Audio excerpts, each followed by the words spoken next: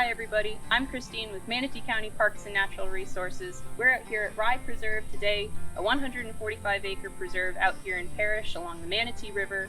It's named after the Rye family who originally settled here in the late 1800s, and the preserve even still features their small family cemetery to this day. But today we're actually going to be taking a look at something that I think most of you have probably seen, but very few have actually noticed. Oak galls. Let's go find some. We start our search for galls along the Red Trail, which goes through a patch of scrub habitat at Rye Preserve. Florida scrub is an endangered habitat characterized by dry, sandy soils and plants and animals that are specially adapted to drought, heat, and limited nutrients. Unfortunately, some of the characteristics that make scrub so unique, such as the high, dry, well-draining soils, also make this habitat a desirable place for development. Florida scrub is threatened by residential, commercial, and agricultural development, and only small patches remain on the Florida Peninsula. There are an estimated 40 species of plants, 4 vertebrates, and at least 46 arthropods found nowhere else on Earth but in Florida scrub habitat. Today, we're looking for signs of a parasitic relationship between gall wasps and oak trees in the scrub at Rye Preserve. Alright folks, we're out here in the scrub habitat at Rye Preserve. This is an excellent place to go gall hunting. This is a myrtle oak, a small bushy type oak. It's perfectly adapted for living here in the scrub where it's hot and dry and sandy. And if you take a look down here, you'll see this odd brown growth coming off of the tree. Now this is a gall. This is actually part of the tree, but it's caused by a wasp. Believe it or not, there's a wasp developing inside that gall right now. Typically when they're fresh, they're nice and green, but this one's a little older, so it's brown. What happens is the female wasp, gravid is what we call them instead of pregnant, the female wasp will come up and find a specific part of a very specific species of tree. They're very picky. And she'll attach her eggs into the tissue of the tree, but she'll also inject a hormone cocktail that mimics the hormones of the tree and causes the tree to grow this nice protective growth around its eggs.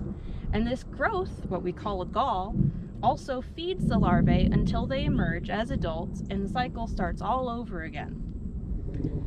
Now, some of these galls can be round and smooth, small and hard, big and soft, all kinds of different types of galls. We've got lots of different species in Florida.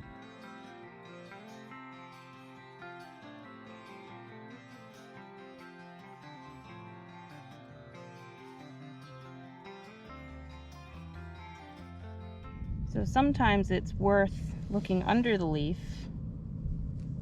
like these galls. This is a species called Belanonchnema corcus virens. And when they're mature, they'll turn brown and papery, and they seem to love smaller oaks. I'm not sure why.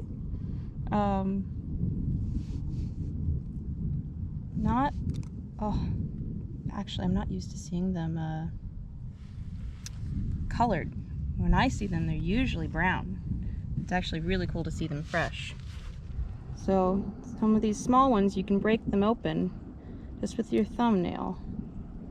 And you can't always see the larvae because they're small, but that's where it would be. Typically it's in the middle, but this one's just to the side.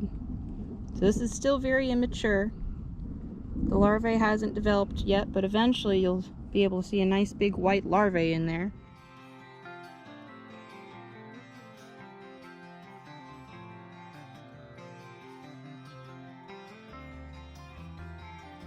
We have two different species here, two very common species on this sand live oak. That brown bullet-shaped one is called Dischelcaspis corcus virens. And I'm telling you the scientific names because there's no real common names for these guys. That nice, beautiful red one underneath the leaf, that's Belanonchnema corcus virens. Both very common. The red one is fresh, while the brown one's probably a little past its due. The wasp has probably emerged already, but they stay on the tree for a long time.